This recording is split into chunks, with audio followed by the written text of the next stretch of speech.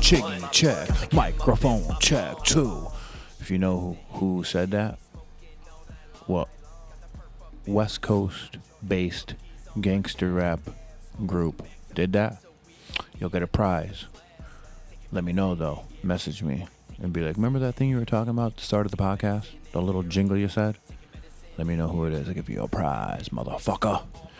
Good morning, everybody. How is everybody doing on this fine Tuesday? We are all still alive. The world didn't end 2 days ago. We are fucking good. I would like to let everybody know about a couple sponsors before I get into this excellent hip-hop based podcast today. But first, I would like to tell you about Hartford Denim Company, a.k.a. Hardenco, is a manufacturer of the strongest clothes available. We at Hardenco stand by that statement by backing all of our products with free repairs for the life of the garment.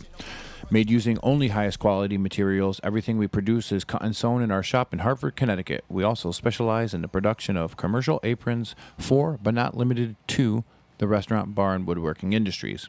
Please see www.hardenco.com for more information. That's H-A-R for Hartford, D-E-N denim for denim, and C-O for company. www.hardenco.com for more information. And they are at 236 Hamilton Street. Ladies and gentlemen, please believe me when I tell you, if you go in there, anything you want, you tell them you heard it here, 10% off. You heard it on Breaking Bread with Ben Grimm, 10% off. So you go in there, you get yourself fucking little couple, $200, $300, $400 worth of shit. You go and get a couple 20, 30, 40 off. Because that's what 10% is. You stupid fuckers. Just kidding. You're not stupid. Well, you might be because you listen to my podcast. But whatever, motherfucker. This episode of the podcast is brought to you by DiMichele's Barbershop and Emporium, located at 6 Kirby Road in Cromwell, Connecticut. Exit 21 off I-91. DiMichele's specializes in all types of men's haircuts and hot shaves. Services are available by appointment only, which can be made conveniently online at DiMichelesBarbershop.com. That's DIMICHELES Barbershop.com, or by calling 860-502-3540. Gift cards are available in any denomination, and they also offer my personal favorite, their own water-soluble pomade. So go get a fresh cut, a clean shave, and an awesome product, and tell them Ben sent you. DiMichele's Barbershop and Emporium, responsible barbering. Ever able to find a pet collar that fits you or your pet's personality? Canine Us Collars has you covered. Canine Us Collar and Leash Company handcrafts unique pet apparel for your one-of-a-kind pet. Canine Us Collars carries a wide variety of designs, including Day of the Dead, American traditional tattoo style, horror, and Asian-inspired. Canine Us Collars also carries official designs from some of your favorite hardcore and punk bands like Sick of It All, Madball, Terror, Indecision, Misfits, and the iconic heavy metal band Judas Priest, motherfucker. Find Canine Us Collars online at www.caninuscollars.com. Get it? Caninus, Canine Us, Canine. Not your average pet collars and leashes. Use code BREAKINGBREAD, all uppercase, for 10% off your entire order on their website.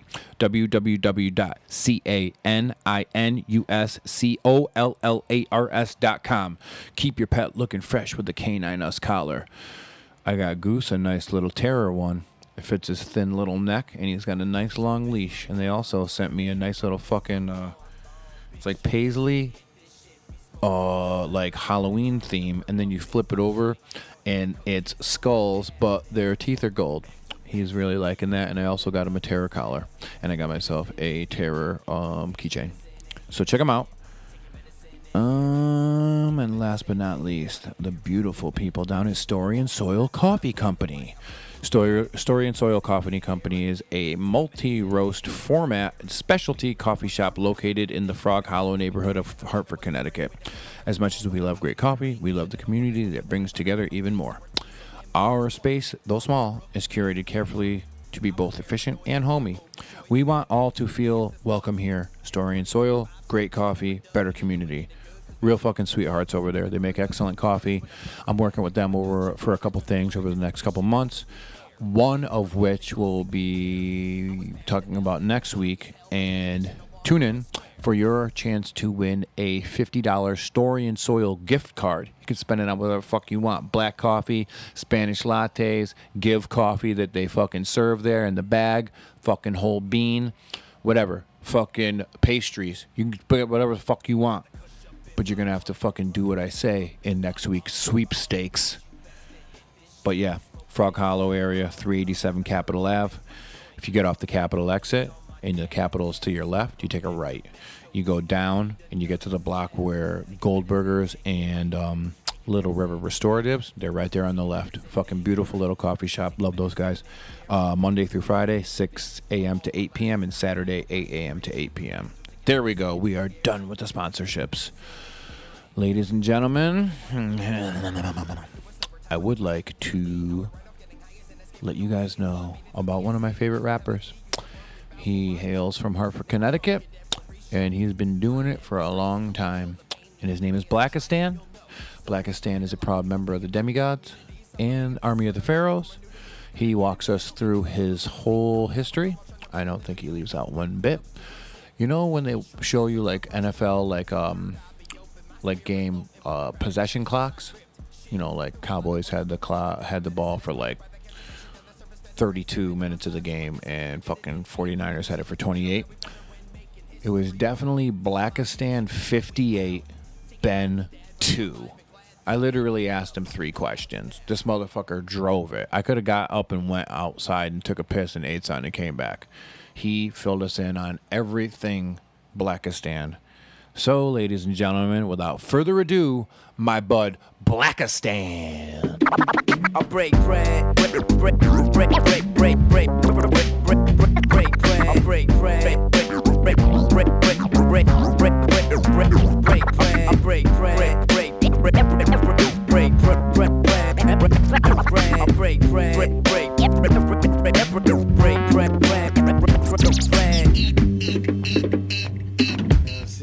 Hello? Can you hear yourself? You hear yourself good? Yeah. Ladies and gentlemen, we're live and direct. A lot of mercy. With the one and only Blacastan. Yo. Of the Demigods, Army of the Pharaohs. Yes, sir. Hartford Pioneer. Yes. Oh, man. Yeah. Let me let you get through that. I'm done. How are you? Yo, I'm doing well, man. Good to see you, man. Thank you. Good to see you. It's been a minute. Yeah, it has, man. It has. I usually bump into you in Trader Joe's. Every once in a while, yeah. What's going on? What's new? Nothing, man. You know, just living life, man. You know, to the fullest.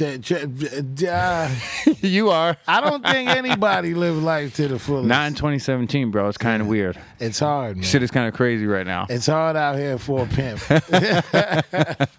So, Blacastan has been rapping for a good amount of time. Long time. When'd you start?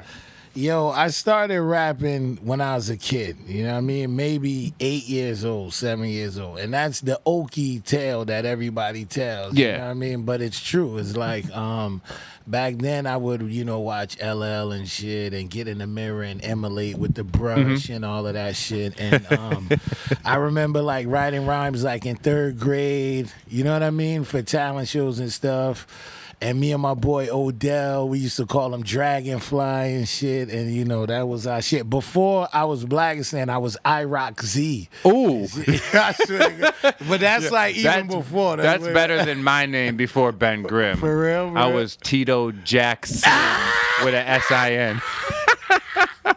Tito Jackson. No one took me serious, bro. No, we did a lot of songs under that name, but you always change. You always grow up and you're like, okay, I got to make this shit like kind of serious. Try to get something out of it. For sure. But and also like way back in like 94, 95.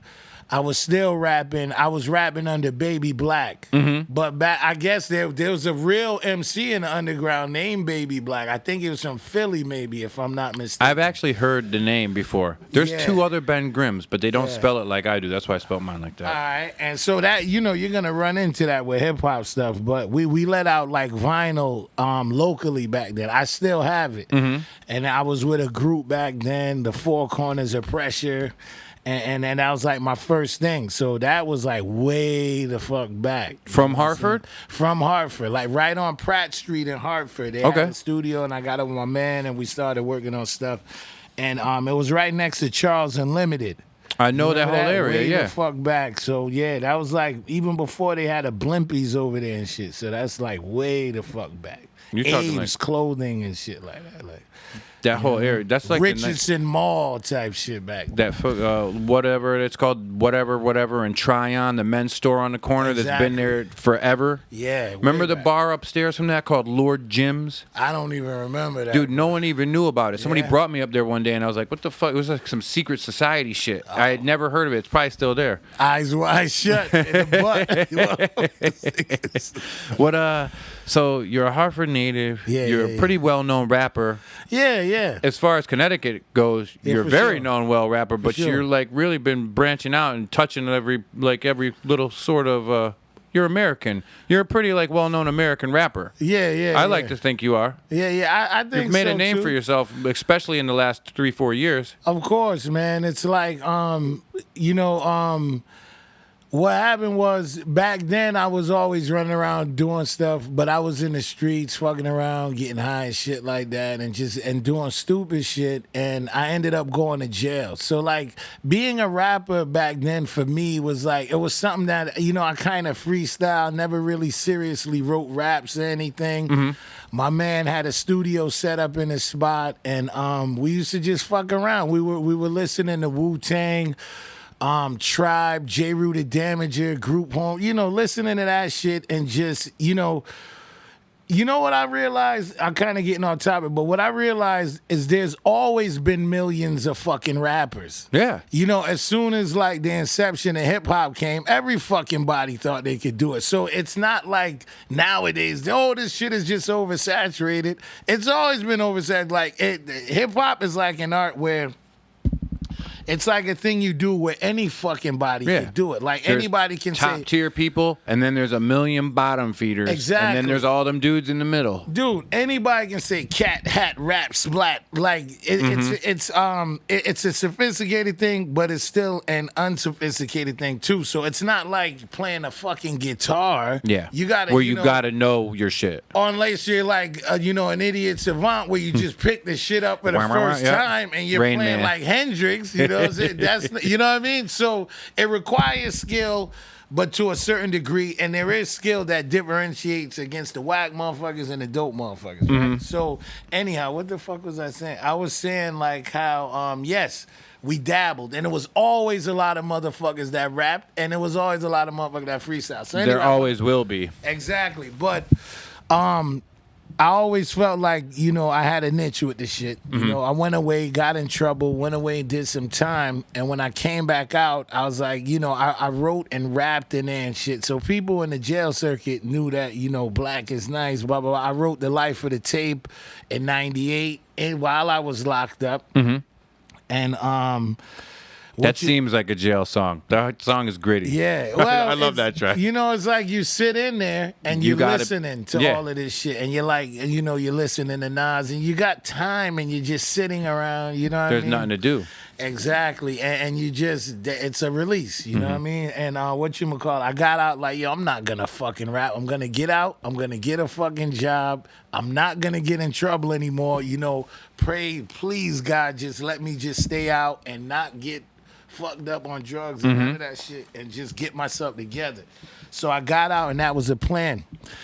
And then I bumped into some of my old dudes from back in the days and it was like, yo, you still rap, nigga? You know what I'm saying? I'm like, yeah, you know what I mean? So they kind of pulled me back and then that never really went anywhere. And then at that point I was bit back with the hip hop bug again. And I was like, fuck it. I got with Paul Pounds, Low Pro, Jost, the Branch Davidians. Yep.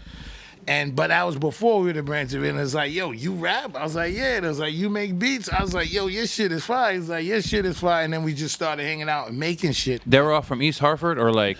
They're from Windsor. Okay. I knew somebody in that back in the day. They were like Enfield area almost.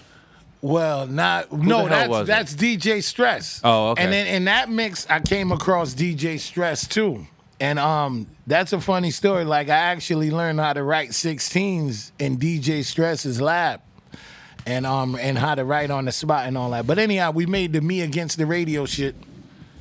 Yeah. Oh, that's bothering you. Nah, He's like, yo, what the Black fuck? is That beating shit the mic drive me up again. Crazy, nigga. Yo, but yeah. So we did Me Against the Radio, and that's where I recorded for the first time the Life of the Tape, and that was like the first thing that it was on, and niggas was going crazy. They was like, yo, this shit is fire, yo, this shit, and then that's when I started taking it serious. What year did you make that record? What year did you record it? I recorded the Life of the Tape maybe 04, 03, maybe. You know, actually record maybe 03, 04. And at that point, it still didn't get like released or whatever till 06. Okay. So it goes back to like you were talking about how did I really start really taking this shit serious, I guess. Or how did it really come about or what the fuck. So this is how it happened. Because you were talking about being Hartford or Connecticut. And moving out. And then becoming a world nigga.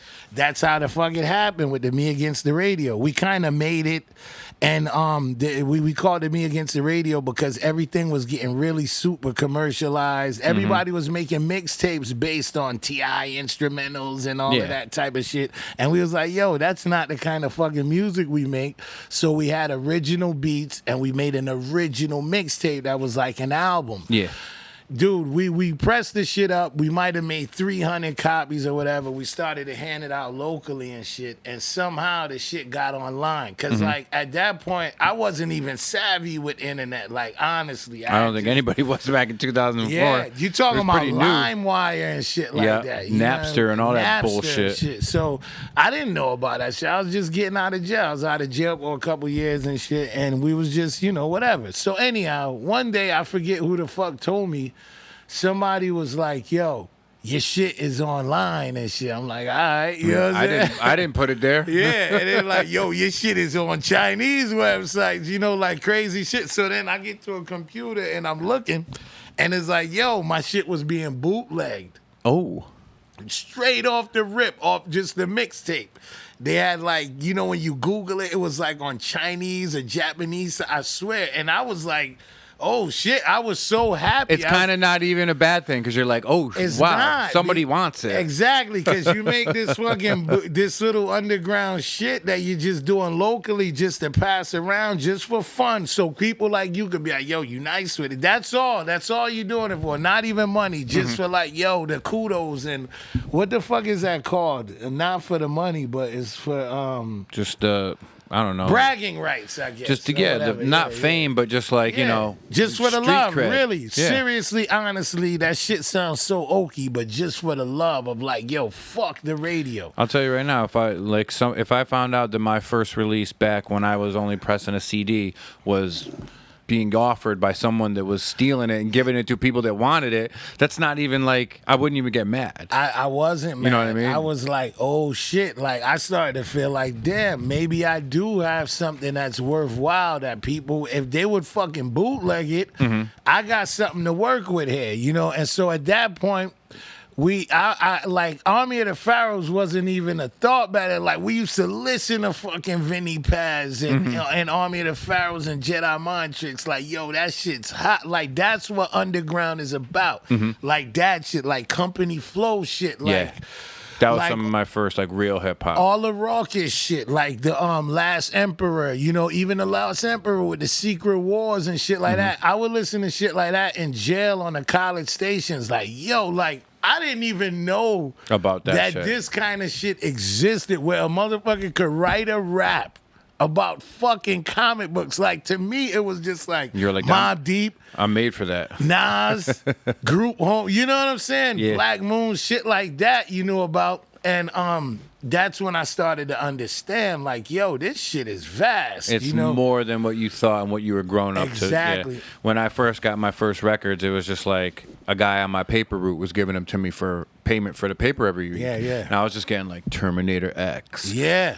Big Daddy Kane. Yeah, yeah. Like all that like real rooted hip hop shit. Yeah, But then the when foundation. But then when I grew into a teen and I found out about like all this other shit, and then when like Eminem came out, M and and fucking M. finding out about like Cage, and then Yes. befriending him years later. Yes. And LP was Same like crazy shit. fucking crazy shit. It's the same shit with like Army of the Pharaohs and Demigods and all that. It's Yeah. like, yo. You it's grew like- up with that, and then they were like, oh, come here. You know? Exactly. You're pretty much doing what we're doing. And so it's like this whole time. And like while being locked up, it was the mid to late 90s to early 2000s. I did a stretch. I'm not bragging, but it's like it's a part of my a part of my story. So like in that time is where the hip hop shit, it just started to shift. It started you always had commercial rap and you always had real rap, quote unquote, or whatever.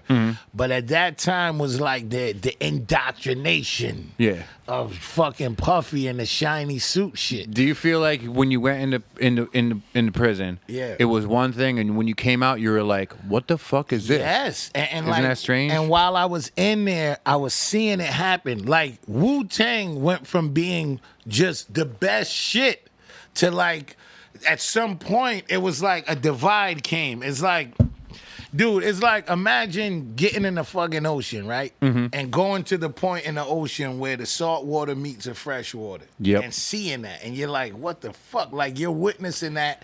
Worlds collide. Exactly. And the divide, it happened. So like it gradually happened. So and then at a certain point, by the Wu-Tang second album, and by the time Supreme Clientele came around, you realized that Wu-Tang was still a big deal. Yeah. But they didn't rule the world anymore. There You was a see what lot I'm more saying? people, and the people in Wu-Tang that were the top Yes. started to come out and do their own thing. But that's when Puffy went from being a guy that discovered Biggie and Craig Mack to being the fucking biggest shit in the world with Mace, with all this. When Big died, he had the Missing You, and you know, he made a record with Sting. That was And- like the fucking biggest song in the world for like the whole year. Exactly, but that's when the real divide came with the commercial rap and then the underground. Yep. And then people who were the top became underground. Like by the time Ghostface's second album came, it was like Wu-Tang didn't rule the world to the masses, but to us, they still rule the world. He was like a cult following. And that's when I started to understand that, yo, there's different kinds of rap now. You know what I mean? Because Biggie, I would never, with Biggie's first album, I was too young to really say like, yo, this is commercial, this is not, it was just dope album. It was good. So you had Juicy and you had these other shits on there, but it was still just hip hop, right? But he was always one of those dudes that like was a big commercial rapper. But Yeah. to the real dude, like Still was real. he was still real. Machine Gun Funk, Me and My Bitch, like Where he that came album from and everything, had yeah. hardcore shit. It's Yeah. like, and then it wasn't until later that I understood, like, even the Illmatic had a If I Ruled, not If I Ruled, it had a Whose World Is This? Yep. The World Is Yours. It had Your Halftime. So not until later I started to realize the singles and all of that stuff. Yeah. Because I never really checked. I always checked for the album cuts. It was like your rewinds and your I Gave You Power and shit like that. That's always the joints that like, oh shit, Yeah. I'm a blunt being smoked, then I can't. B-sides you know and what shit I- like that. The Exactly. lesser known shit. And that's just naturally, that's the shit that I gravitate to. Anyhow, I don't know what the fuck was. So whatever though, it was like dudes like Last Emperor that really sparked the light for me, and that early Eminem shit. Which one? early Eminem the shit. first Eminem's The shit album, that he what did the hell with was it called? Raucus, but even before that. Dude, I had all the sound bombing albums. Yeah. Every single fucking one. Well, in that beat, it was like, you know, and I forget the name of the shit, but it was like that first shit, man. And the Shabam Sadiq shit, the Sir Menelik and That's when all of that crazy shit. That's when High Tech and R.A. the Rugged Man? No, what's his name? Most Def. They were still like Exactly. down here. You know what I mean? Exactly. Then motherfuckers start acting, putting out big Exactly. albums. Cool Keith shit, you know what I mean? Dude, shit like he Cool Keith is like kind of like different in a way. He's unique because he started out like an old school Big ultra deal, magnetic yeah. MC that was like a nobody, Reinvented like a motherfucker. and then came up and is like a total like legend. But then he fucking like went into this like almost hiding of like being the craziest Fucking dude. weird. Craziest dude, and that's when all his real fans stuck with him. Yeah. And then he put out a couple like hits that were like everybody could kind of get into. Yeah. And then he went right back into Yeah. that hole of like not giving a fuck. He's not faking with that weird shit. I seen him maybe 3 months ago in Boston. I just ran into him. Dude, Like, he just played a show in Cincinnati like two months ago, like a Yeah. month ago, and he like he's still playing shows. Yeah, nah. I was like, yo, I was in Boston for some other shit, and I'm coming through the Middle East, and I see this motherfucker eating like a pile of French fries with like this chick, and I'm like, yo, that looks like Kool Keith, and then it's like he's having a beer or some shit, and he's eating a mountain of fucking French fries, dog. We went to see him a million times. I forget where. We saw him in Newburgh one time. We saw him in Poughkeepsie. He's nuts, We saw him in New Haven, I think, a long time ago. And then I forget what album, Matthew, I think it was. Yeah. The Matthew album was the Yeah. one he really went out and toured for, because I think that one came out on like an actual like label. I Yeah. forget who put it out, but it wasn't like any sound bombing or anything like that. But these are all the things that we were into the same thing at the same time. Yo, do you remember the record, the radio show that kid Sly did out of Hartford years ago? Little white kid. His name was Sly. Then he had something to do with Underground Hip, UGHH later on. Do you remember that kid? I think I remember the name though, but I'm not sure because I was locked up for a long Oh time. yeah, too. you were probably in when he was doing this. Yeah. And his name was Sly, and I think it was a University of Hartford radio station. Yeah. But they had like a hour-long show every, I forget, Thursday or something. My brother would always tape it, and that's where I would find out about shit that I didn't already know Yeah, about. man. Crazy shit. Yeah, but and what else? So I was like, what the fuck? So that was Kool Keith. So I'm like, do I interrupt him while he's eating the mountain of fries? Oh, fuck yeah. And he had a chick with him and shit. So I was like, fuck it, man. Kool Keith, what's up, baby? I'm a fan. He's like, oh shit, he's like, he's just like the fucking shit. He's crazy. Yeah, But he's out of his was mind. cool. He was cool as shit. I dapped him up, got out of there. Almost grabbed the fry off the mountain. You know what I'm saying? But it was ill, man. It was ill. And then, what the fuck? Where was I going with that? But yeah, man, the shit is real though. And yo, there's no art form of music or genre better than underground hip hop or independent hip hop.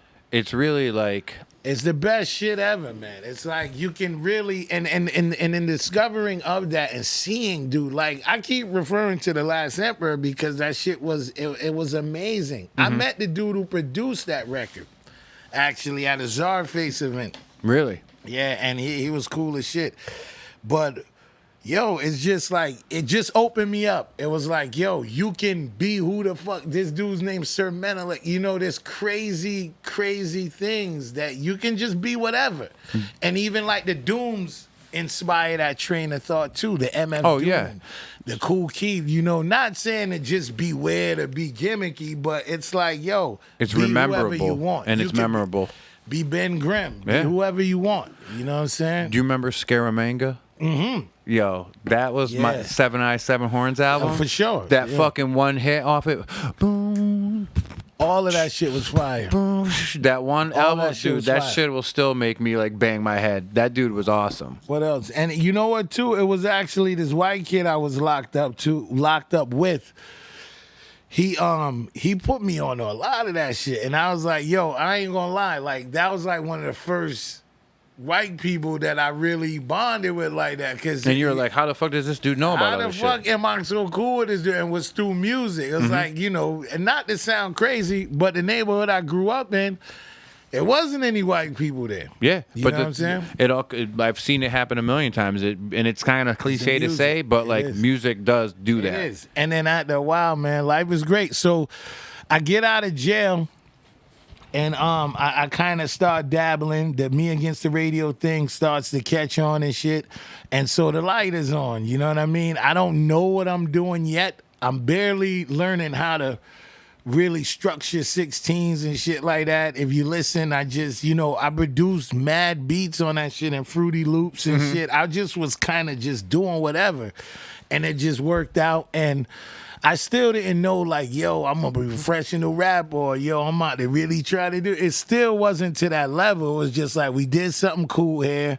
we got to do some more of this shit. Yeah. You know what I mean? So then we started to do shows like at Sully's and stuff. And Sully's was cracking at this time. Always. You know what I mean? It was like really, really, it was cracking. And the energy was there. It was like other artists, you know, like Create 08 and the Rustos, you know what I mean? And Lump Sum, rest in peace. Yep.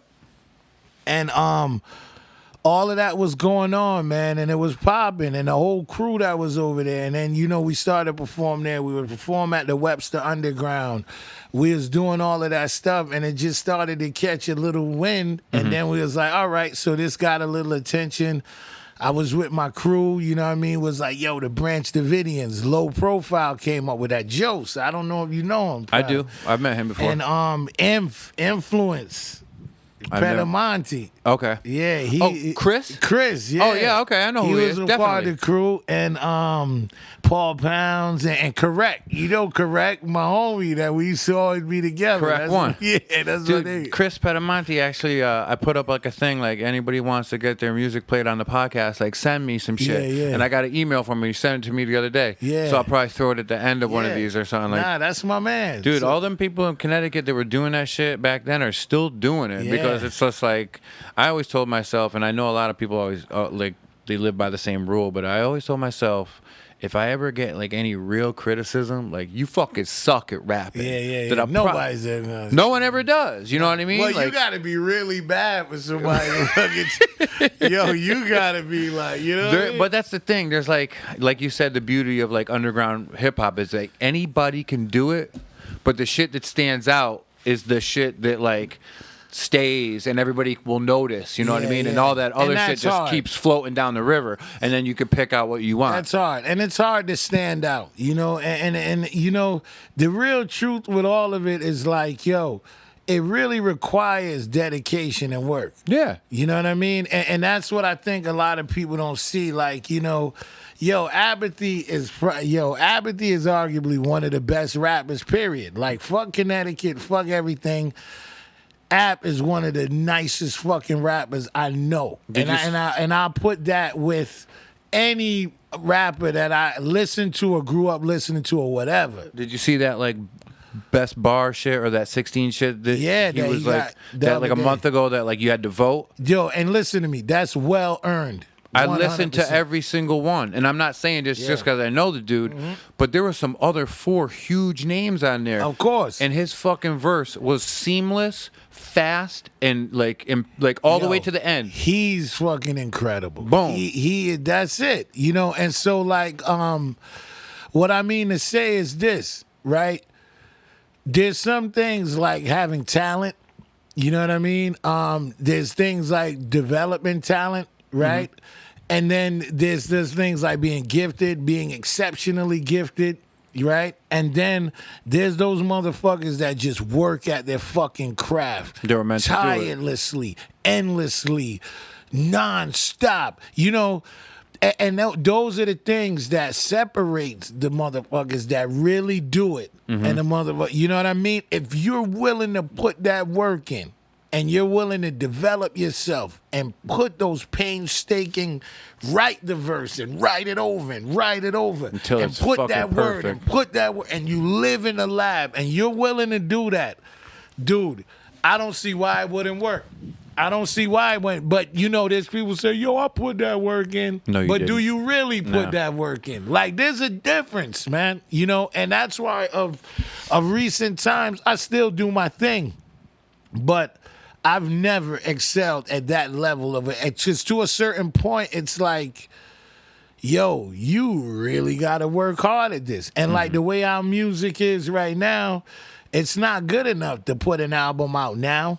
And then 3 months later, it's like, yo, you got to be working for real. You got to stay relevant. And like now in 2017, today's world, it's different than the late 90s and the early 2000s. You could drop a fucking hot song back then, and people will remember you for 5 fucking years. But now everything, you're right, everything is 12-inch. so oversaturated. You got to have this. You got to have a social media presence. Yeah, You and better you have gotta some work. fucking videos. Yeah. You know, and let Yeah. people see some shit. Yeah. And you just got to stay like visible. And you got to work. And then somehow in that whole mix of everything that you're doing, you still have to maintain the integrity of the bars, the rhymes, the beats, whatever it is. So it's like, yo. And you know what? This, I don't mean to cut you off, but I listen to this. Like, you're talking about making like good songs and going back to them songs and making like really, really good songs. But when I hear these people saying song a day, I write a 16 a day. How fucking good is that 16? Well, unless you're a master, you might be able to write a really cool song every day. Well, but how many people are really doing that? Well, I mean that shit's relevant to it's relative to whatever. It's like okay. It can be chalked up to practice. Mm-hmm. You know, as long as you're keeping the sword sharp, the sword sharp, that that counts.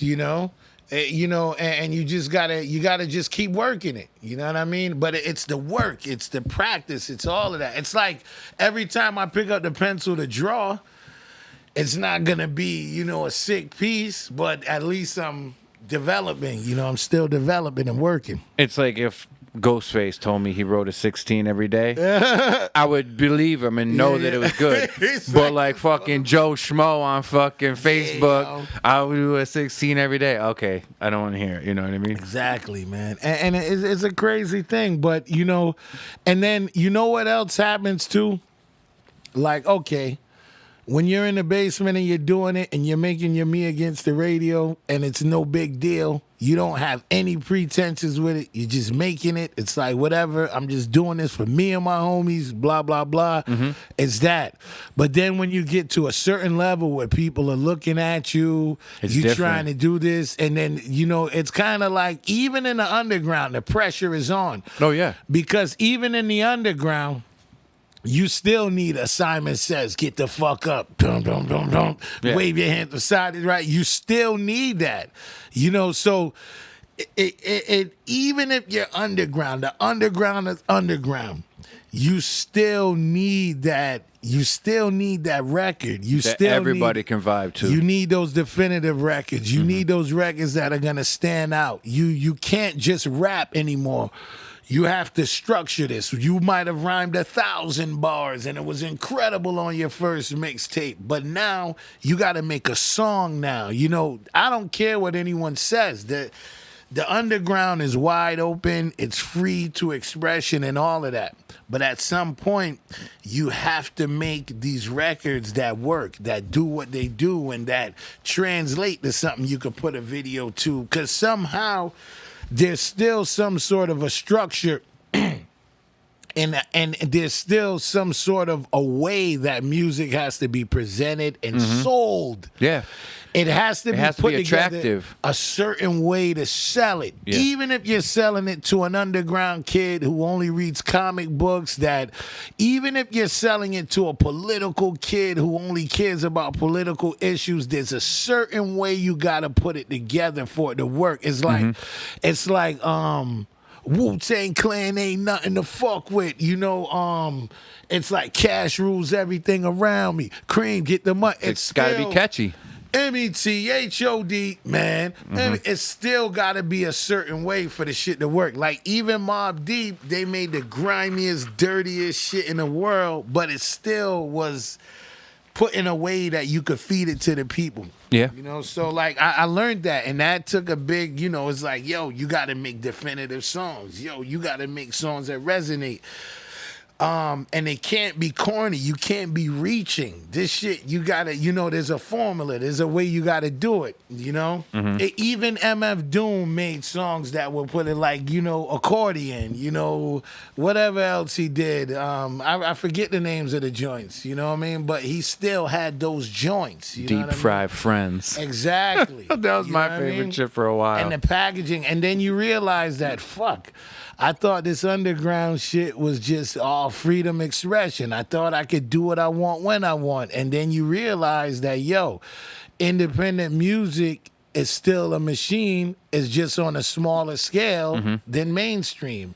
The guidelines of what you can talk about are different, but you're still selling something. You're still selling an image. It's all the same, it's just all the same shit, just on a different scale. And then that's when you're like, damn, I'm still in the machine. You Yeah. know what I mean? It's like, wake up, Neo. Like You the know what only I'm saying? way you're gonna get out of that is if you're making music just for yourself to listen to. Unless you create some new guidelines, you know what I mean, Mm-hmm. to go by. But you know, it's a beautiful thing though. Now when you see like, it's a beautiful thing because you can just make your own shit pop. Mm-hmm. If you could get something to go viral, if you can get shit to pop off and get people interested in it, you can do this shit. You know, but you still got to be willing to put the work in. And so many dope artists have come up underground. There is really no underground and mainstream. And I say that because with somehow this shit is kind of all blurred. It's like one day Blacastan could be here talking to you, and then tomorrow I could be playing festivals somewhere all around the world if with the right move or the right record or whatever. So that's possible. The right person hears you, and that's usually the case. That's how people pop, and then, like you said, a month later they're a different tier, they're a different guy. Dude, look at like if you look at J Electronica, like we're not even like this is cool. We just talking. If you look at J Electronica, dude, that was like the last guy that I was super excited about. Like, you know, that I felt the magic, that I got excited when I was like, yo, this dude is nice. He wasn't a lyrical miracle. He wasn't anything out of the ordinary.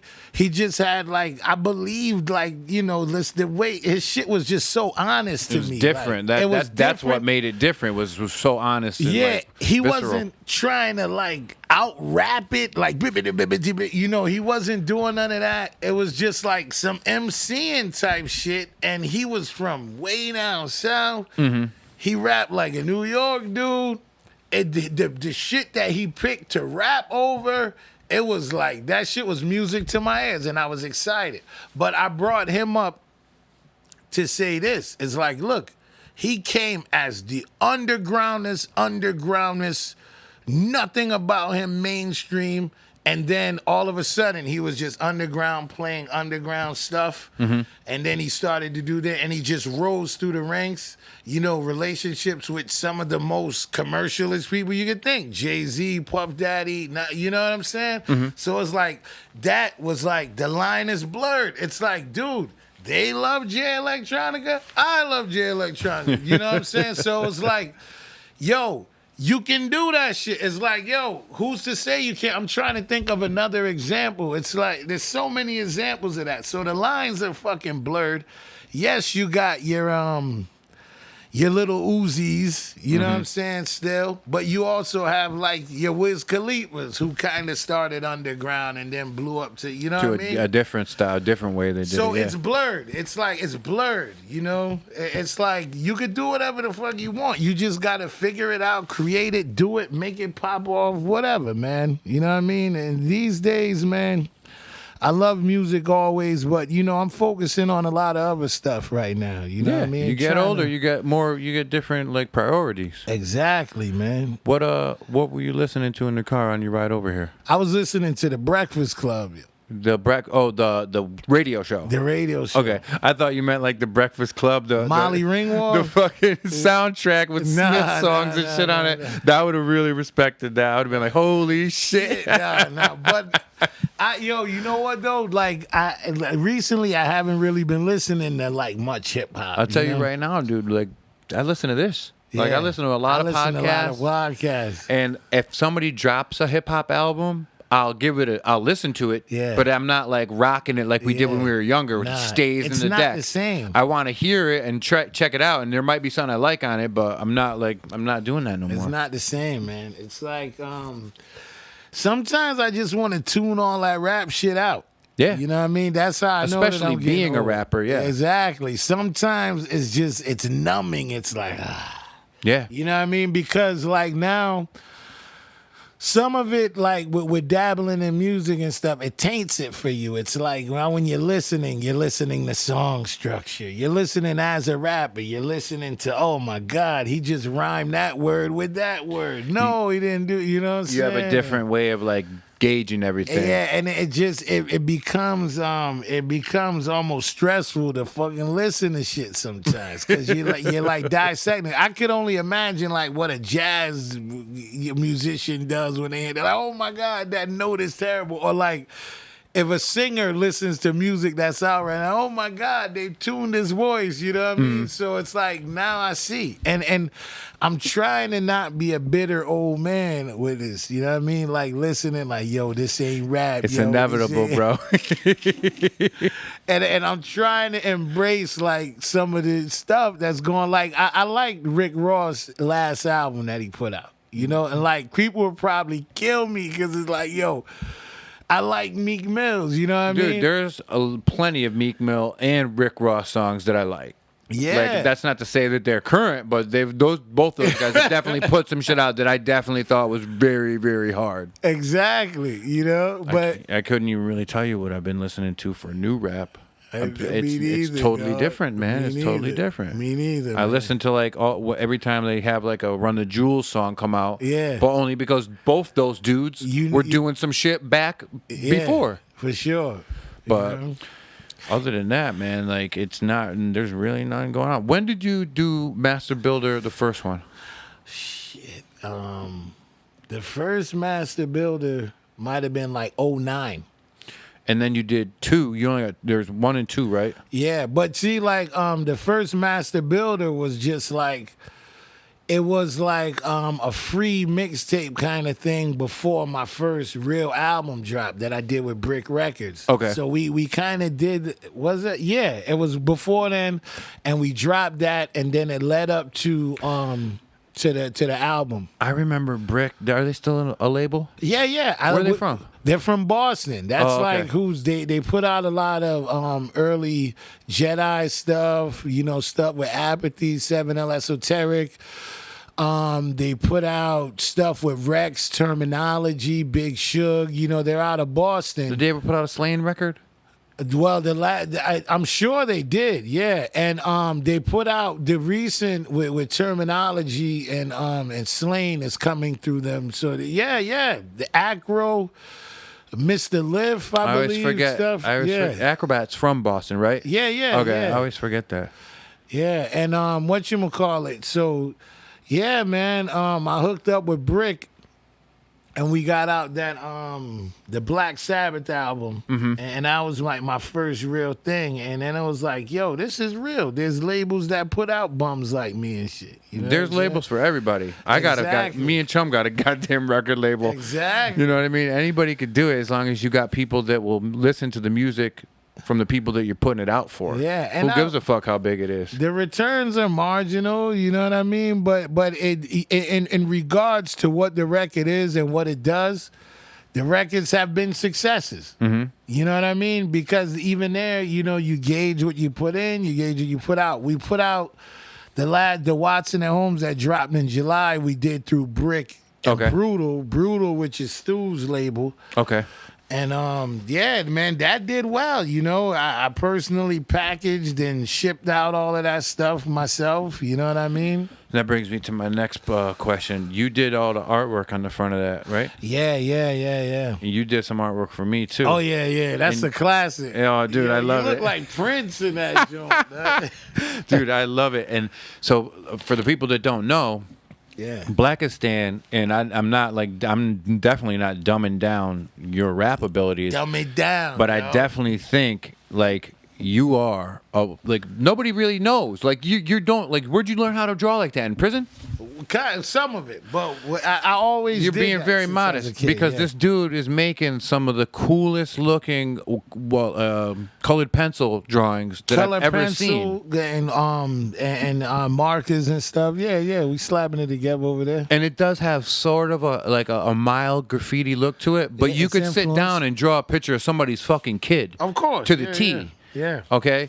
And dude, when I remember when I saw the first thing you drew, I was like blown away. I was like, Did he do this? I was like, where the fuck did you learn how to do it? Because I'd never seen anything Yeah. you had done. Being a Yeah. graffiti writer back in the day, Yeah. like, did you write graffiti before that? I never wrote graffiti. I mean, I vandalized my neighborhood as a kid with Wu-Tang signs, but I never really, formally was trained or sensei'd as a graffiti artist. But you got trained as an actual sketch artist. Well, I always was able to draw, and so what happened was, I always drew all through, school and shit like that, and I was exceptionally okay, I guess, compared to everyone. Most people could barely draw stick figures or whatever. Mm-hmm. So I was able to copy Spider-Man and Mickey Mouse and whatever else.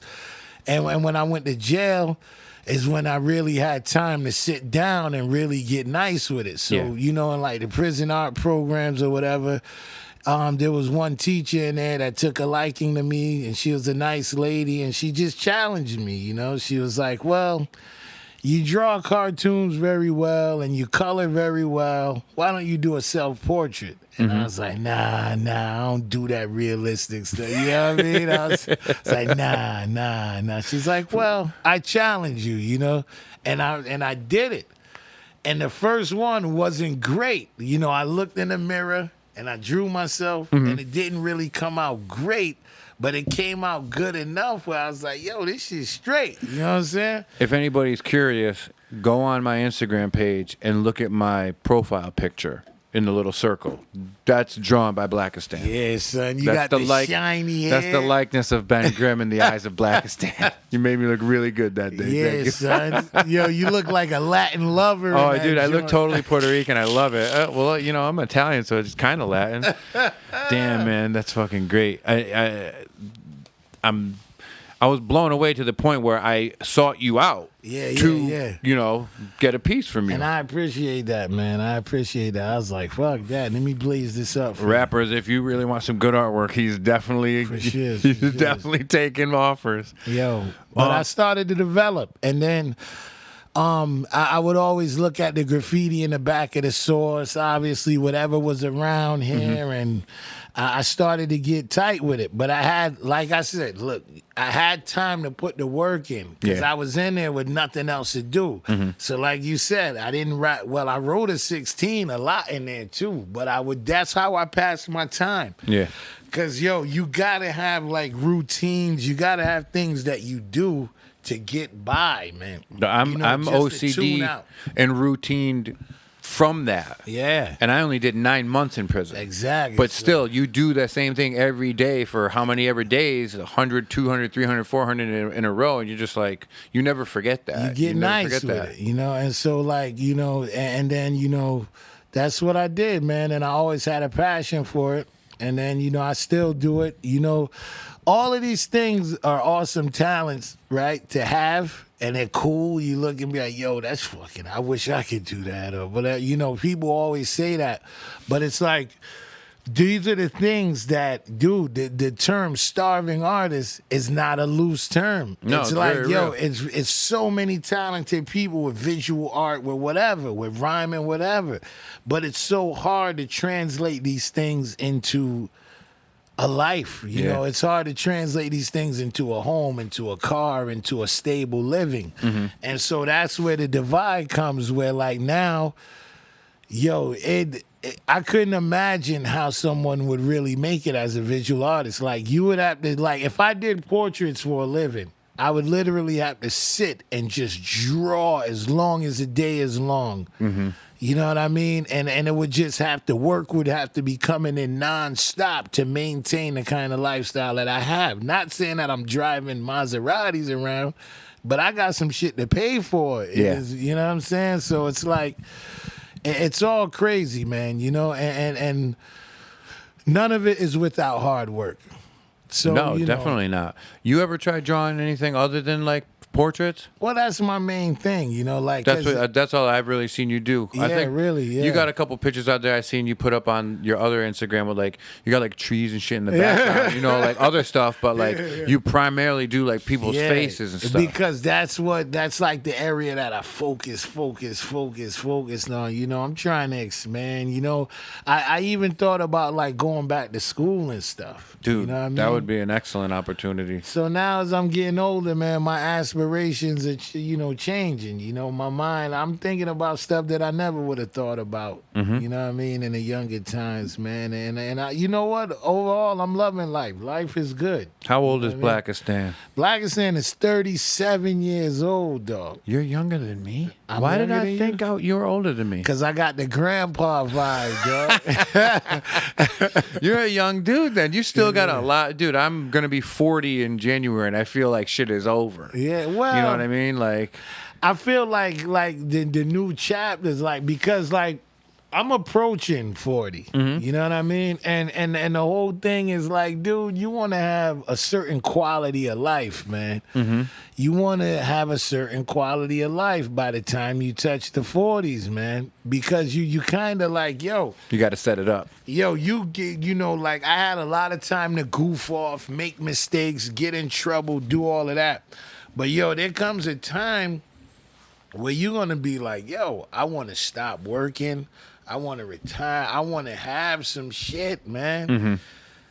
You can't couch surf through your 40s, B. That's not a favorable life right there. No, definitely not. You can't be crashing in people's guest rooms and shit. Like, People just look at you a different way. That ain't what I want to do, Not dog. at all. You know what I mean? And so, there comes a time where you just got to be real with yourself. You know what I mean? And there's certain things that I'm going to do. There's certain things that I'm never going to stop doing. I love music. That's never going to stop.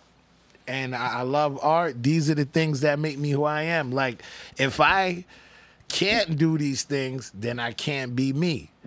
So if I can't throw on a Blacastan suit and jump out the phone booth, I don't know how I'm going to exist. I have to do those things. Yeah. You know what I mean? But on the flip side of that, there's certain things that I have to do as well, And that's where you think about just regular life stuff. You know what I mean? And that's why I commend brothers that I know that's living 100% off music. Yeah, it's hard. They put some serious work in non-stop to make that possible, because it's like anything else. When you have your own business, you work harder Yeah, with because it's your yours. own business. You ain't got to work for nobody. That's a 24/7 commitment. You are working every minute of your existence when you're running your own business. It's not like you punch that clock, you put your time in, and then you leave. It's your responsibility all the time. So anybody that's popping, that's doing it, it might look like it's something that just happens, but I assure you, it's not something that just happens. No. There's a lot of stuff going on that you're not seeing. You know what I mean? Totally. And some of it is smoke and mirrors too. But life is good, man. Life is good. We talking some old folks talk right now. That's what we are, bro. I'm almost 40. Like we're Yeah. not though, because it doesn't really matter, because you're still like nasty and a nice MC. So Thank you, man. it don't really matter. But Thank like, so that brings me to my next question. What's the last time you actually?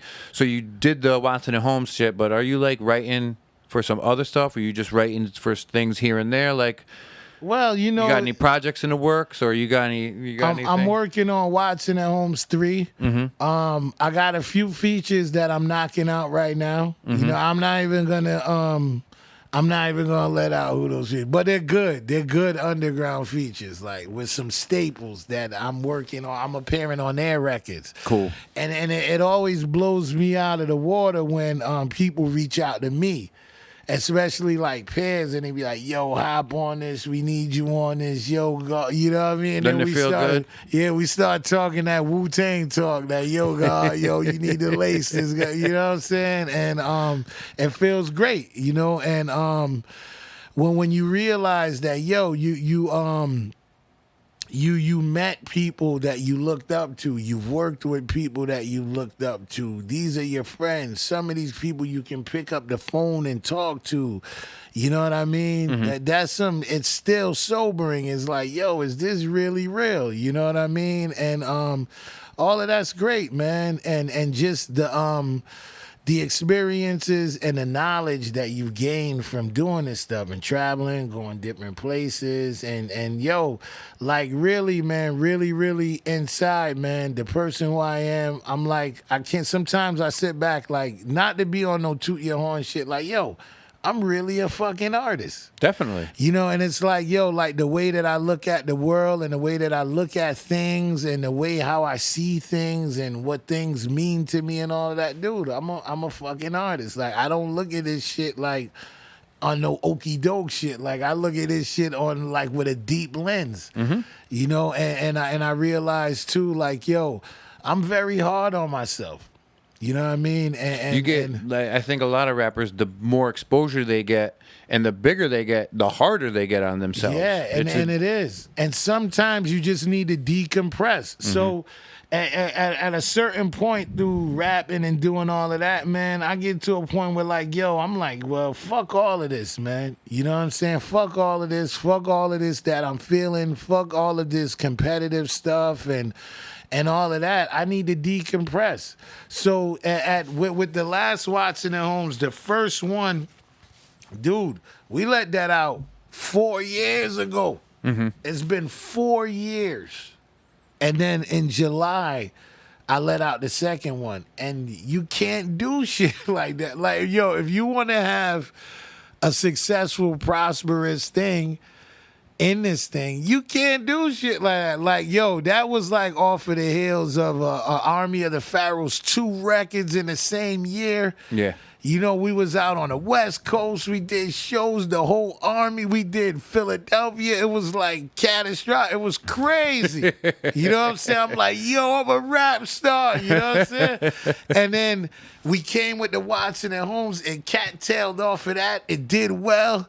It was like, yo, this is a good album. People were like giving it kudos. And then I started going through life stuff. Yep. Like with relationship stuff. Being destroyed and hurt and broken heart. And then Stu started going through life stuff. And then I was working, I lost my job on it, you know, like, and then I started going through financial stuff. And it was like, yo, the last thing you give a fuck about is like, yo, I gotta figure out how I'm gonna pay my bills right now. And I gotta figure out how I'm not gonna be homeless right now. And rap takes a back seat when that shit happens. And now that's where some people would say, well, this is a time for you to make your best songs and all that. Man, okay. You try it. All right. Okay. Let's see you write a rap. Stress the fuck out. Personifying an eviction notice. Dude, you know what I mean? I tell you right now, man, and I know a lot of rappers can attest to this. You got a lot of shit going in your life and you try to fucking sit down and write a song, nothing's coming out. You are talented if you could flip an eviction notice into something Make it sound cool. Make that sound cool, or flip of, you know, whatever, and make it sound cool. Now, if you can do that, like 808s and Heartbreak or whatever, and be the top Grammy Award winner, kudos to you because you deserve it. You're an awesome motherfucking person. Because, yo, all that's on my mind is like, damn, shit is real. Yeah. I got to find somebody to borrow some money from. You know what I mean? I got to find a guest room to get it lined up for me because I might be coming and crashing that motherfucker. There's no inspiration when you're fucking bummed out and stressed. I got to get some gas in my car. Like, Yeah. like when shit get that real, like, yo, I'm about to swipe this credit card. I'm going to pay interest on yo, I'm going to pay 19% interest on fucking calendar. The thing is, though, man, I see it in you. I see it in a couple different people. You've been to the bottom. Of course. Yeah, of course. So, you know, nothing's really going to be that bad. Like, you could hit some rough waters. For sure. But you know what that was like down there, and you ain't never going to go back. Here's another twofold on that, too. Like, you know, I got gratitude with the way life is. Don't get me wrong. I love my life. But one thing is to, like, be broke and to have never been on your feet, and then be on your feet and then be broke again. That shit does not feel good. You know what I mean? That takes some people out. Yeah. You know, you said the word take some. You already know what that. A lot of dudes can't take a double shot like that. Exactly. But what I was talking about was like, I had to kind of deal with myself real quick. Like, yo, Fuck all this other stuff. Because, yo, another thing, too, that people don't talk about, yo, it takes a lot of money to do this rap shit. It takes a lot of overhead. It takes money. Yeah. So, like, when you're an independent artist, you're spending everything you got. And it's like, you buy an MPC. That's $500, $600, $1,000, but whatever it costs. You buy a Mac. That's another $1,200, $1,300, $2,000, whatever that is. You get a mic, you get a this, and it never stops. You know, you're investing in yourself or whatever.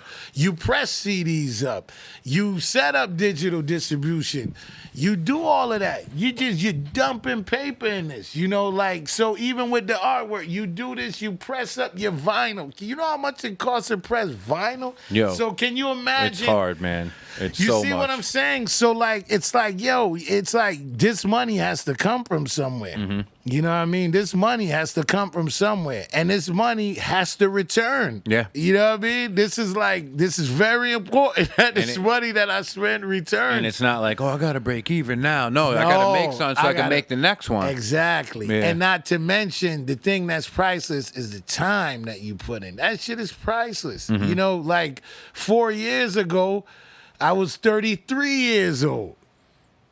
You see what I'm saying? Now I'm 37 years old. So it's like, yo, that's the most valuable thing. It's the time that you invest. It's like, yo, you're not going to be 25. Mm-hmm.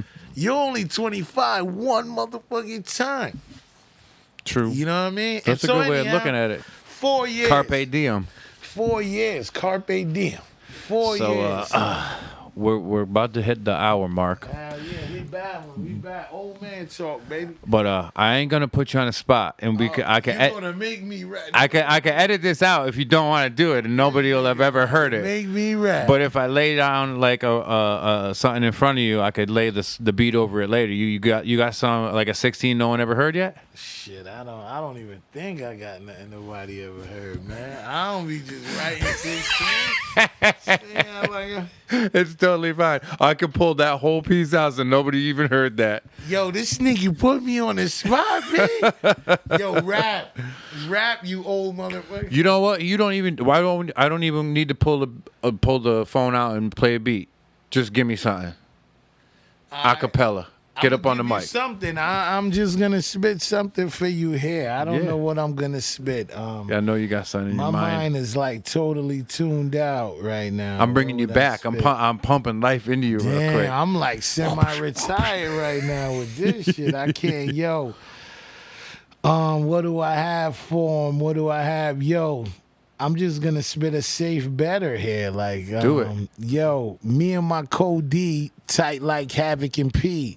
Nas and AZ, Greg Nice and Smooth B. Premier, Guru, Psycho Les Juju, J-Rock and Babu, Darrow and Clue.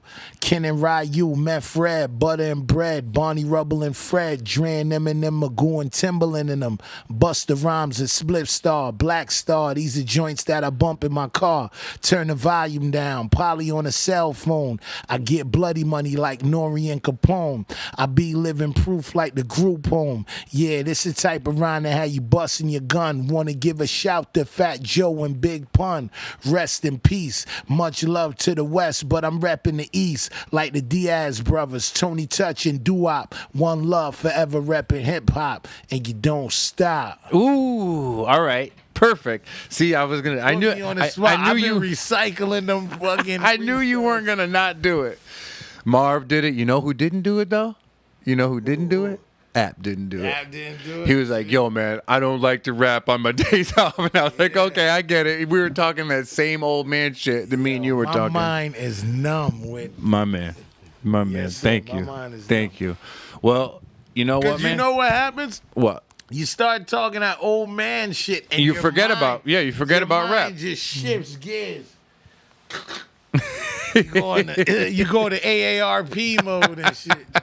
You got any shows coming up or anything that anybody needs to know about right now? None right now. Nothing. I'm working on music. Me and Stu gonna re-up again. You know what I mean? And we trying to do it in a timely fashion. And I'm working. There's no rhyme and reason with what I'm doing right now. You know what I mean? I'm being an artist. You know what I mean? I'm at a place right now where I'm just taking things at my pace. Perfect. You know what I mean? Life is beautiful. Excellent. I live in a new home now. You know what You're I mean? a homeowner, bro. That's the beautiful. fucking American dream. Exactly. Fuck all the other shit. You know, I come in, slam the door on my joint. Bang! And because you can. Honey, I'm home, biatch. You know what I'm saying? Life is great. Perfect. Ladies What's the and name of the gentlemen. podcast, dude? You never formally introduced the podcast or nothing. Oh, because when you're not here, I do like a whole nother segment. And then I push it in. Poom. Yo, he said poom. Ladies and gentlemen, Blacastan. Perfect. Peace.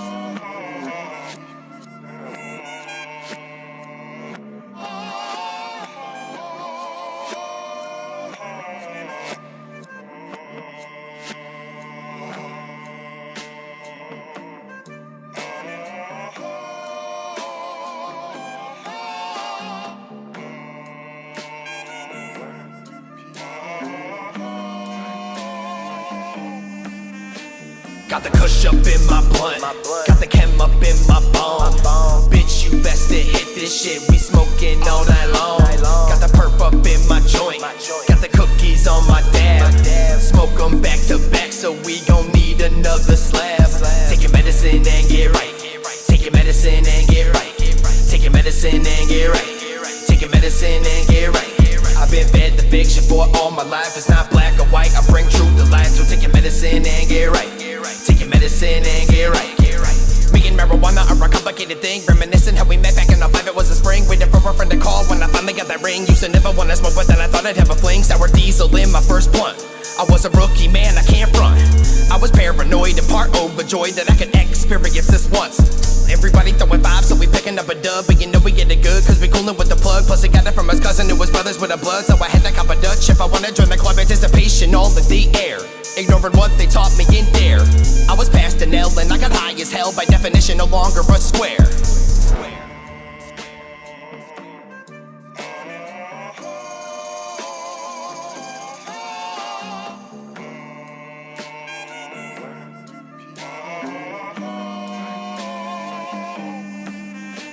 Got the kush up in my blunt, got the chem up in my bone. Bitch, you best to hit this shit, we smoking all night long. Got the perp up in my joint, got the cookies on my dab. Smoke them back to back, so we gon' need another slab. Take your medicine and get right. Take your medicine and get right. Take your medicine and get right. Take your medicine and get right. I've been fed the fiction for all my life. It's not black or white, I bring truth to life. So take your medicine and get right. Take your medicine and get right. Me and marijuana, we were always meant to be. Even through a sober time when I was thinking differently, I would write off getting high as an escape from normalcy until I made it through the accident and faced mortality. Used to worry about where I go. Now I smoke at every show, burning every strain to help me kill the pain. The only way is to try and you'll know. So I met a lot of people being part of the community. Some familiar faces, but a lot of them are new to me. Got a can of him to help me deal with all the lunacy. Helping out with normal, trying to bring a little unity. Went from dubs to a zip. 8 shrooms and took my first trip. Third eye be open, my spirit floating, but the fabric of space and time ripped. Shit, through a lot of work I learned to cultivate my medicine. Inspired by the cancer patients and the service veterans. Time ain't on my side, so I guess I better get it in. Fighting prohibition, that's a battle that we better win. Making history proud, my music and my weed loud. Taking dabs with dad, but I'm alive and glad that I'm hidden in the fucking clouds now.